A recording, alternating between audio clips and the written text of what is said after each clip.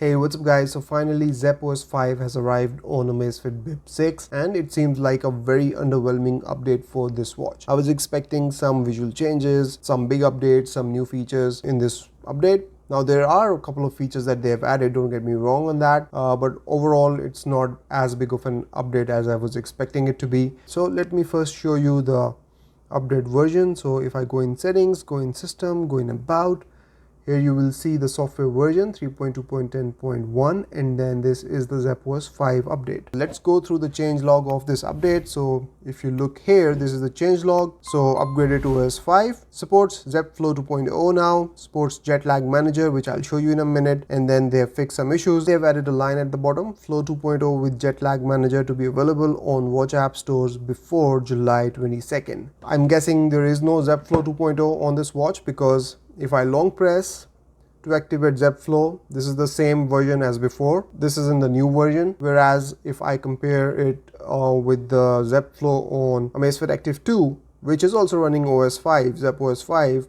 and I activate Zepp Flow, it has a very cool animation like Siri.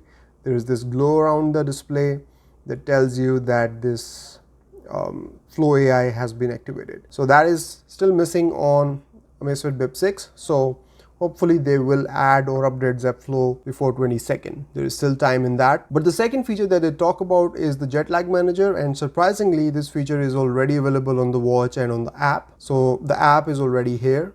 So if I go in the app drawer, this is the jet lag manager app. It's already installed. So let me show you how this works. So go into the Zepp app on your phone and then go in device, and here make sure that Bip 6 is selected if you have a couple of Amazfit watches. Scroll down and in this app section you will find this jet lag manager. Go in here. Now here you can see that I've already messed around with it. So I added a flight. So basically you can add a flight if you have a flight. From here you can actually add a trip. So you can add your information from where you are going, when you are going, and the departure time, and then your destination information. You can add all of this here.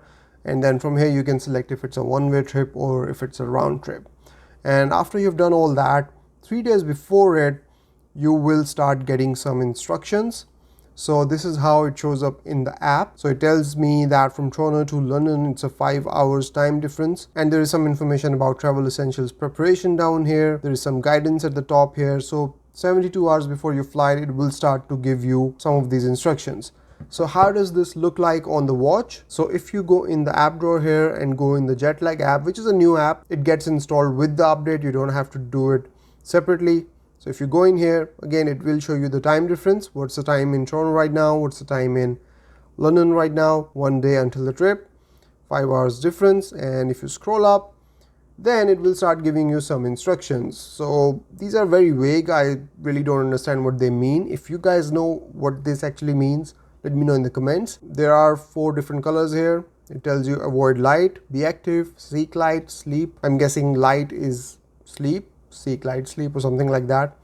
So there is that. And then there are some settings that you can go through. So you can schedule reminders. You can turn on the morning check-in. And that's pretty much it. So this is the jet lag manager that they have added with Zepp OS 5. Now, strangely enough, this jet lag manager is available on Bip 6 with Zepp OS 5, but it's not available with Zepp OS 5 on Amazfit Active 2 Square. So you don't have that. But apart from these things, the software looks exactly the same as Zepp OS 4.5. So that's the quick settings panel. These are the settings right here. Everything is similar. There are no extra features here. I read somewhere that they have also added the ability to change the font size, but I have not found that setting on this watch yet. Maybe in future they will add this feature with another update, but it's not available as of now on this watch. So now I'll be using it for a few days, and if I notice something new in this watch, I'll definitely update you guys. That's about it from this video, guys. I'll see you in the next one. Till then, take care. Bye-bye.